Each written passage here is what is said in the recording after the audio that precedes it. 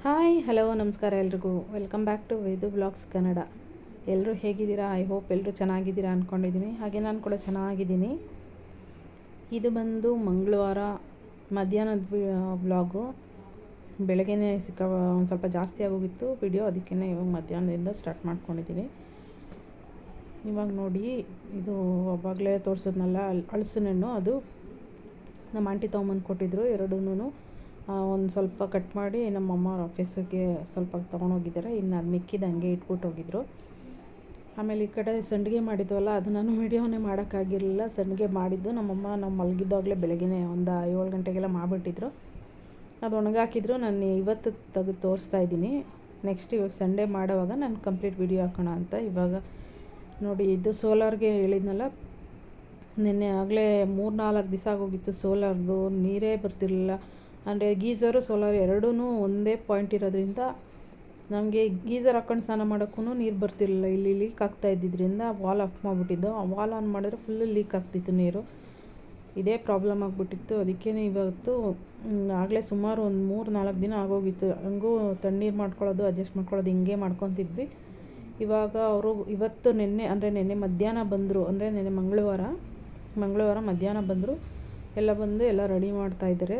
ಸದ್ಯ ರೆಡಿಯಾಗಿದ್ದಕ್ಕೆ ಸರೋಯ್ತು. ಇನ್ನು ಇವತ್ತಿಂದ ಅಂದರೆ ಇವತ್ತು ಬುಧವಾರ, ಇವತ್ತಿಂದ ಹೆಂಗೂ ಸ್ನಾನ ಮಾಡೋಕ್ಕೂ ಸರಿ ಹೋಗುತ್ತೆ.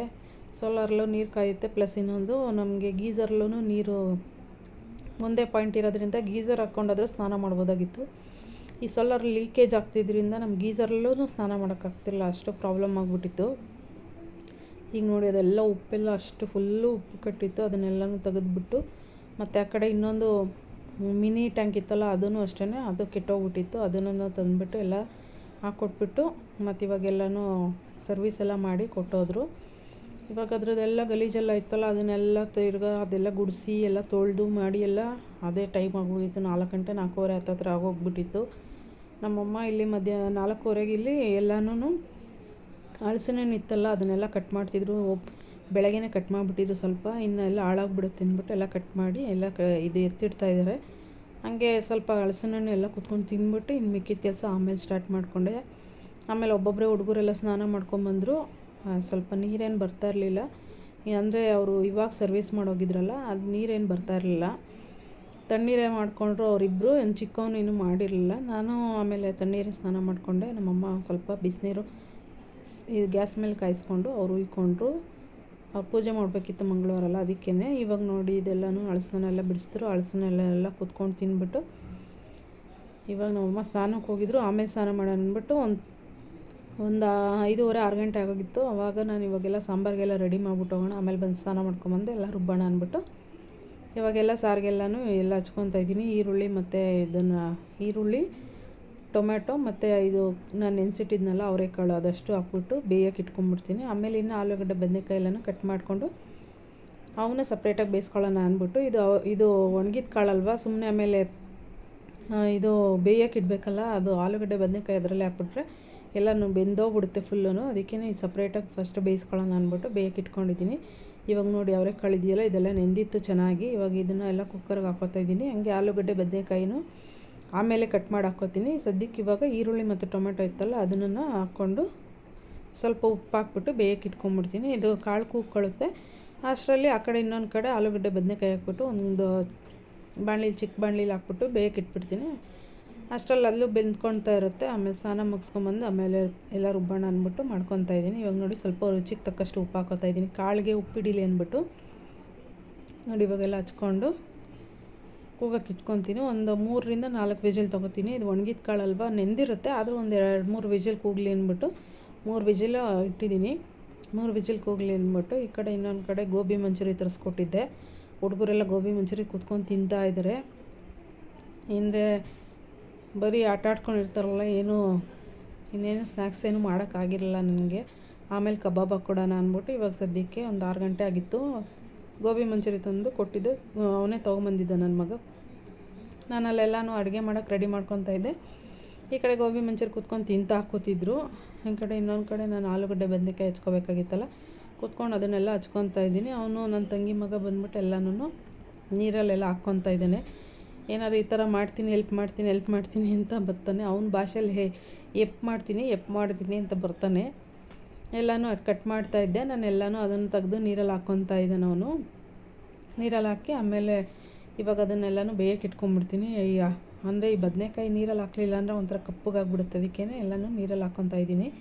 ಈಗ ಇದಿಷ್ಟನ್ನು ತೊಳೆದ್ಬಿಟ್ಟು ಒಂದು 10 ನಿಮಿಷ ಅದನ್ನು ಉಪ್ಪು ಹಾಕ್ಬಿಟ್ಟು ಬೇಯಕ್ಕೆ ಇಟ್ಕೊಂಡ್ಬಿಡ್ತೀನಿ. ಆ ಕಡೆ ಬೇಯ್ತಾ ಇರುತ್ತೆ. ಆಮೇಲೆ ನಾನು ಹೋಗಿ ಸ್ನಾನ ಮುಗಿಸ್ಕೊಂಬರೋಣ ಅಂದ್ಬಿಟ್ಟು ಇವಾಗ ಸ್ವಲ್ಪ ಅದಕ್ಕೂ ಉಪ್ಪು ಹಾಕ್ಕೊತಾ ಇದ್ದೀನಿ. ಉಪ್ಪು ಹಾಕ್ಬಿಟ್ಟು ಒಂದು 5 ನಿಮಿಷ, ಒಂದು 10 ನಿಮಿಷ ಅಷ್ಟೇ ಬೇಯಿಸಿದ್ರೆ ಇದೇನು ಬೆಂದೋಗ್ಬಿಡುತ್ತೆ ಬೇಗನೆ. ಇಟ್ಬಿಟ್ಟು ನಾನು 5 ನಿಮಿಷ ಸ್ನಾನಕ್ಕೆ ಹೋಗಿದ್ದೆ. ಅಲ್ಲೇ ಸ್ನಾನ ಎಲ್ಲ ಮುಗಿಸ್ಕೊಂಬರೋ ಅಷ್ಟರಲ್ಲಿ ನಮ್ಮಮ್ಮ ಆಫ್ ಮಾಡಿದರು. ಆಮೇಲೆ ಎಲ್ಲ ರುಬ್ಕೊಳ್ಳೋಣ ಅಂತ ಇಟ್ಟಿದ್ದೀನಿ. ಇವಾಗೆಲ್ಲ ರುಬ್ಕೊಬೇಕು. ಅಷ್ಟರಲ್ಲಿ ಸ್ನಾನ ಮುಗಿಸ್ಕೊಂಬಂದು ಅಷ್ಟರಲ್ಲೆಲ್ಲ ಕಸ ಎಲ್ಲ ಗುಡಿಸಿ ಎಲ್ಲ ಹೋಗಿದ್ದೆ. ನಮ್ಮಮ್ಮ ಸ್ನಾನಕ್ಕೆ ಹೋಗೋಕ್ಕೆ ಮುಂಚೆನೇ ಕಸ ಎಲ್ಲ ಗುಡಿಸ್ಕೊಟ್ಬಿಟ್ಟು ಪಾತ್ರೆಗಳಿದ್ವು ಸ್ವಲ್ಪ, ಅವೆಲ್ಲ ತೊಳೆದ್ಬಿಟ್ಟು ಕಾಫಿ ಇಟ್ಕೊಂಡು ಕುಡಿದ್ಬಿಟ್ಟು ಅವ್ರು ಸ್ನಾನಕ್ಕೆ ಹೋದರು. ಆಮೇಲೆ ನಾನು ಈ ಕಡೆ ಇವಾಗ ಅವ್ರು ಹೋದ್ಮೇಲೆ ಸ್ನಾನಕ್ಕೆ ನಾನು ಇವಾಗೆಲ್ಲನೂ ಸಾರಿಗೆಲ್ಲನೂ ಬೇಯಕ್ಕೆ ಇಟ್ಕೊಂಡಿದ್ದೆ. ಈಗೆಲ್ಲ ಸ್ನಾನ ಮುಗಿಸಿ ಬಂದಿದ್ದೀನಿ. ಇವಾಗ ನೋಡಿ ಈರುಳ್ಳಿ ಸುಟ್ಕೊತಾ ಇದ್ದೀನಿ. ನಾನು ಆಲ್ರೆಡಿ ಬೇಯೋಕ್ಕೂ ಈರುಳ್ಳಿ ಹಾಕ್ಕೊಂಡಿದ್ದೀನಿ, ಟೊಮೆಟೊ ಹಾಕ್ಕೊಂಡಿದ್ದೀನಿ. ಈ ಕಡೆ ಇನ್ನೊಂದು ಬೇರೆ ಥರ ಮಾಡೋಣ ಇವತ್ತು ಸಾಂಬಾರು, ಅದೇ ಯಾವಾಗೂ ಮಾಡೋದು ಅಂದ್ಬಿಟ್ಟು ಇವಾಗ ಈರುಳ್ಳಿ ಒಂದು ಸುಟ್ಕೊತಾ ಇದ್ದೀನಿ. ಒಂದು ಹಸಿ ಈರುಳ್ಳಿ ಹಾಕ್ಕೊತಾ ಇದ್ದೀನಿ. ಕಾಯಿ ತುರಿ ಒಂಚೂರು ಕುಕ್ಕರ್ಗೆ ಹಾಕೊಂಡ್ರೆ ಇದಕ್ಕೆ ಜಾರ್ಗೆ ಹಾಕ್ಕೊಂಡಿದ್ದೀನಿ. ತೆಂಗಿನಕಾಯಿ ತುರಿ ಸ್ವಲ್ಪ ಹಾಕ್ಕೊಂಡು ಇವಾಗ ನಾನು ಒಲೆ ಮೇಲೆ ಸುಟ್ಕೊಂಡಿದ್ನಲ್ಲ ಗ್ಯಾಸ್ ಮೇಲೆ, ಅದೊಂದು ಈರುಳ್ಳಿ ಮತ್ತು ಹಸಿ ಈರುಳ್ಳಿ ಒಂದು ಸ್ವಲ್ಪ ಕಡಲೆ ಹಾಕ್ಕೊತಾ ಇದ್ದೀನಿ. ಒಂದು ಸ್ವಲ್ಪ ಗಟ್ಟಿ ಬರಲಿ ಸಾಂಬಾರು ಅಂದ್ಬಿಟ್ಟು. ಇನ್ನೊಂದು ಕಡೆ ಬೇಯಿಸಿದ್ನಲ್ಲ ಅದೆಲ್ಲ ಟೊಮೆಟೊ ಎಲ್ಲನೂ ಹಾಕ್ಕೊತಾ ಇದ್ದೀನಿ. ಇಷ್ಟು ಹಾಕ್ಕೊಂಬಿಟ್ಟು ಒಂದು ಸ್ವಲ್ಪ ಸಾಂಬಾರು ಪುಡಿ ಹಾಕ್ಕೊಂಡು ರುಬ್ಕೊಳ್ಳೋದು. ಸಾಂಬಾರಂತೂ ತುಂಬ ಟೇಸ್ಟಾಗಿ ಬರುತ್ತೆ. ಮಾಮೂಲಿ ಇವಾಗ ಟೊಮೆಟೊ ಈರುಳ್ಳಿ ಎಲ್ಲ ಹಾಕಿದ್ನಲ್ಲ ಅಷ್ಟನ್ನೇ ಹಾಕ್ಕೊಂಡು ಒಂದು ಸ್ವಲ್ಪ ಹುಣಸೆಹಣ್ಣು ಇಟ್ಕೊಂಬಿಟ್ಟು ರುಬ್ಕೊಂಡ್ರೂ ಆಗುತ್ತೆ. ಅದೊಂಥರ ಸಾಂಬಾರು. ಇದು ನಾನು ಈ ಬೆಂಡೆಕಾಯಿ ಹುಳಿ ಆ ಥರ ಎಲ್ಲ ಮಾಡ್ತಾರಲ್ಲ, ಮೀನು ಹುಳಿ ಅಂತೆಲ್ಲ ಆ ಥರ ಮಾಡೋಣ ಅಂದ್ಬಿಟ್ಟು ಆ ಥರ ರುಬ್ಕೊಂಡಿದ್ದೀನಿ. ಇದು ಏನದು ಹುರುಳಿಕಾಳೆಲ್ಲ ಬರುತ್ತಲ್ಲ, ಹುರುಳಿಕಾಳು ಸಾಂಬಾರು ಅದೆಲ್ಲ ಮಾಡ್ತಾರಲ್ಲ ಆ ಥರ ಟೇಸ್ಟಲ್ಲಿ ಬರಲಿ ಅಂದ್ಬಿಟ್ಟು ಇವಾಗ ಆ ಥರ ಹಾಕ್ಕೊಂಡಿದ್ದೀನಿ. ಇವಾಗ ನೋಡಿ ಅದೆಲ್ಲ ಮಸಾಲೆ ಎಲ್ಲ ರುಬ್ಕೊಂಡಾಯಿತು. ಒಂದು ಸ್ವಲ್ಪ ನಾನು ಇದು ಹುಣಸೆಹಣ್ಣು ಹಾಕ್ಕೊಂಡಿದ್ದೀನಿ ಅದಕ್ಕೆ ರುಬ್ಬಕ್ಕೆ. ಟೊಮೆಟೊ ಜೊತೆಗೆ ಸ್ವಲ್ಪ ಹುಣಸೆಹಣ್ಣು ಹಾಕ್ಕೊಂಡಿದ್ದೀನಿ. ಸ್ವಲ್ಪ ಹುಳಿ ಇದ್ದರೆ ಚೆನ್ನಾಗಿರುತ್ತೆ ಸಾಂಬಾರು ಅಂದ್ಬಿಟ್ಟು. ಅವರೆಕಾಳು ಹುಳಿ ಅಂತೂ ತುಂಬ ಚೆನ್ನಾಗಿರುತ್ತೆ. ಮತ್ತು ಇದು ಹುರಿದವರೆಕಾಳು ಅಷ್ಟೇ ತುಂಬ ಚೆನ್ನಾಗಿರುತ್ತೆ. ಇವಾಗ ನೋಡಿ ಒಂದು ಪಾತ್ರೆಗೆ ಎಣ್ಣೆ ಹಾಕ್ಕೊಂಡು ಮತ್ತು ಸಾಸಿವೆ ಹಾಕ್ಕೊತಾ ಇದ್ದೀನಿ. ಎಲ್ಲ ಚಿಟ್ಕೊಟ್ಟಿದ್ಮೇಲೆ ಒಂದು ಸ್ವಲ್ಪ ಕರ್ಬೇವಿನ ಸೊಪ್ಪು ಹಾಕ್ಕೊತಾ ಇದ್ದೀನಿ. ಟೇಸ್ಟ್ ಅಂತೂ ತುಂಬ ಚೆನ್ನಾಗಾಗಿತ್ತು. ಮುದ್ದೆ ಜೊತೆ ಕಾಂಬಿನೇಷನ್ ಅಂತೂ ಚೆನ್ನಾಗಿರುತ್ತೆ. ಇವಾಗ ನೋಡಿ ಇನ್ನೊಂದು ಕಡೆ ಇದೆಲ್ಲ ನಾನು ಬೇಯಿಸಿಟ್ಕೊಂಡಿದ್ದು ಮತ್ತು ಮಸಾಲೆ ಎಲ್ಲ ಹಾಕಿದ್ನಲ್ಲ ಅದನ್ನು ಹಾಕ್ಕೊತಾ ಇದ್ದೀನಿ. ಈ ಕಡೆ ಆಲೂಗಡ್ಡೆ ಬದನೆಕಾಯಿ ಬೇಯಕ್ಕೆ ಇಟ್ಕೊಂಡಿದ್ನಲ್ಲ ಅದನ್ನು ಸ್ವಲ್ಪ ಹಾಕ್ಕೊತಾ ಇದ್ದೀನಿ. ರುಚಿಗೆ ಉಪ್ಪು ಎಷ್ಟು ಬೇಕೋ ಇವಾಗ ಕುದಿಯೋ ಟೈಮಲ್ಲಿ ನೋಡ್ಕೊಂಡು ಹಾಕ್ಕೊತೀನಿ. ಯಾಕಂದರೆ ನಾನು ಕಾಳು ಬೇಯೋಕ್ಕೂ ಹಾಕ್ಕೊಂಡಿದ್ದೀನಿ, ಈ ಕಡೆ ಆಲೂಗಡ್ಡೆ ಬದನೆಕಾಯಿ ಬೇಯೋದಕ್ಕೂ ಹಾಕ್ಕೊಂಡಿದ್ದೀನಲ್ಲ, ಸುಮ್ಮನೆ ಜಾಸ್ತಿ ಆಗಿಬಿಡುತ್ತೆ. ಅದಕ್ಕೆ ನೋಡ್ಕೊಂಡು ಉಪ್ಪು ಹಾಕ್ಕೊತಾ ಇದ್ದೀನಿ. ಇಷ್ಟೇ, ಇದು ಉಪ್ಪು ಹಾಕ್ಕೊಂಡು ಕುದಿಯೋಕ್ಕೆ ಬಿಟ್ಬಿಡ್ತೀನಿ. ನಿಜ ತುಂಬ ಚೆನ್ನಾಗಿರುತ್ತೆ. ಇದು ಹಳ್ಳಿಗಳ ಕಡೆ ಎಲ್ಲ ಮಾಡ್ತಿದ್ದ ಸಾಂಬಾರಿದು, ಹಳೆ ಕಾಲ ಸಾಂಬಾರೇನೆ ಮುದ್ದೆಗೆಲ್ಲ ತುಂಬ ಚೆನ್ನಾಗಿರೋದು. ಇವಾಗ ಇದನ್ನು ನೋಡಿ ಇವಾಗ ಕುದೀತಾ ಇದೆ, ಘಮ ಘಮ ಅಂತಿತ್ತು. ಅವರೆಕಾಳು ಹುಳಿ ಅಲ್ವ ಚೆನ್ನಾಗಿರುತ್ತೆ, ಒಣಗಿದ ಅವರೆಕಾಳು ಬೇರೆ. ಮತ್ತು ಇನ್ನೊಂದು ಇದು ಹುರಿದವರೆಕಾಳು ಸೇಮ್ ಅದೇ ಟೇಸ್ಟೇ ಬರುತ್ತೆ. ಇವಾಗ ನೋಡಿ ಸೌಟು ಇಟ್ಟಿದ್ದೆ, ಅದ್ರ ಸೌಟು ಇಟ್ಬಿಟ್ಟು ಪ್ಲೇಟ್ ಮುಚ್ಚಿಬಿಟ್ಟು ಕುದಿಸೋಣ ಅಂತ ಆ ಸೌಟೆ ಕೆಳಗಡೆ ಬಿದ್ದೋಯ್ತು ಸಾಂಬಾರು ಒಳಗಡೆಗೆ. ತಿರ್ಗಿ ಅದನ್ನೆಲ್ಲ ತೆಗೆದು ತೊಳೆದುಬಿಟ್ಟು ಇವಾಗ ಕುದಿಯೋಕ್ಕೆ ಬಿಟ್ಟಿದ್ದೀನಿ. ಇವಾಗ ಇನ್ನೊಂದು ಕಡೆ ಅನ್ನಕ್ಕೂ ಇಟ್ಕೊತಾ ಇದ್ದೀನಿ. ಅನ್ನ ಮಾಡಿಬಿಟ್ಟು ಆಮೇಲೆ ಒಂದು ಸ್ವಲ್ಪ ಕಬಾಬ್ ಇತ್ತು. ಕಬಾಬ್ಗೆ ಅಂದರೆ ನಾನು ಭಾನುವಾರ ತಂದಿದ್ದಲ್ಲ ಅದೆಲ್ಲನೂ ಕಲಸಿ ಇಟ್ಕೊಂಡಿದ್ದೆ. ಅದನ್ನು ಇವಾಗ ಹಾಕೋಣ ಅಂದ್ಬಿಟ್ಟು ನನ್ನ ತಂಗಿನೂ ಬರ್ತೀನಿ ಅಂತ ಹೇಳಿದ್ದಾಳೆ.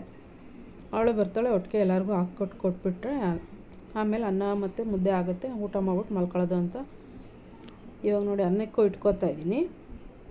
ಅನ್ನನೂ ಆಗೋದ್ರೆ ಮುಗಿಯಿತು. ಇನ್ನು ನಮ್ಮಮ್ಮ ನಾನು ಮುದ್ದೆ ಮಾಡ್ತೀನಿ, ನೀನು ಕಬಾಬ್ ಮಾಡ್ಕೊ ಅಷ್ಟರಲ್ಲಿ, ನಾನು ಮುದ್ದೆ ಮಾಡ್ತೀನಿ ಅಂತ ಹೇಳಿದ್ರು. ನಾನು ಇವಾಗ ಅನ್ನಕ್ಕೆ ಇಟ್ಕೊತಾ ಇದ್ದೀನಿ. ಅನ್ನಕ್ಕೆ ಇಟ್ಕೊಂಬಿಟ್ರೆ ನಂದು ಅನ್ನ ಸಾಂಬಾರು ಆಗೋಯ್ತು.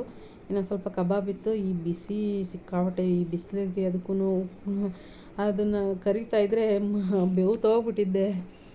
ಆಮೇಲೆ ನೈಟೆಲ್ಲ ಮಳೆ ಬಂತು, ನೆನ್ನೆ ಎಷ್ಟೊಂದು ಮಳೆ ಬಂತು. ಒಂದು ಸ್ವಲ್ಪ ತಣ್ಣಗಿತ್ತು ವೆದರ್ ಅಂತೂ. ನೋಡಿ ಇವಾಗ ಎಲ್ಲನೂ ಕಬಾಬ್ ಎಲ್ಲನೂ ಕರ್ಕೊತಾ ಇದ್ದೀನಿ. ಇದೆಲ್ಲ ಕಬಾಬೆಲ್ಲ ಕರೆದ್ಬಿಟ್ಟು ಕೊಟ್ಟರೆ ಅವ್ರಿಗೆ ಸ್ನ್ಯಾಕ್ಸ್ ಥರ. ಅಂದರೆ ಸಂಜೆ ಅವ್ರು ಗೋಬಿ ತರಿಸ್ಕೊಟ್ಟಿದ್ದೆ ಅಷ್ಟೇ. ನನ್ನ ತಂಗಿನೂ ಬಂದಿದ್ಲಲ್ಲ, ಹಂಗೆ ಉಳಿದಿತ್ತು ಅಂದ್ಬಿಟ್ಟು ಇವಾಗ ಎಲ್ಲನೂ ಕರಿತಾ ಇದ್ದೀನಿ. ಎಲ್ಲನೂ ಕರೆದ್ಬಿಟ್ಟು ಎಲ್ಲ ಹಾಕ್ಕೊಂಡು ಕೊಡಬೇಕು. ಇವಾಗ ನೋಡಿ ಇವಾಗೆಲ್ಲ ಕರೆದಾಯಿತು. ಇವಾಗೆಲ್ಲ ಅವ್ರಿಗೆ ಹಾಕ್ಕೊಂಡು ಕೊಟ್ಬಿಟ್ರೆ ಮುಗೀತು. ಆಮೇಲೆ ಮುದ್ದೆ ಒಂದು ನಮ್ಮಮ್ಮ ಮಾಡ್ಕೊತಾರೆ. ಮುದ್ದೆ ಮಾಡಿದ್ಮೇಲೆ ಊಟ ಮಾಡಿಬಿಟ್ಟು ಮಲ್ಕೊಳ್ಳೋದು ಅಷ್ಟೇ. ನೋಡಿ ಇವಾಗ ಅಂದರೆ ನಾನು ಇನ್ನೂ ಬಟ್ಟೆ ಏನೂ ಹಾಕಿಲ್ಲ, ಎಲ್ಲ ಬೆಳಗ್ಗೆಗೆ ಹಾಕ್ಕೊಬೇಕು. ಎಲ್ಲ ಇದು ಮಿಷಿನ್ ಒಳಗೆ ತುಂಬಿಸಿಟ್ಟಿದ್ದೀನಿ.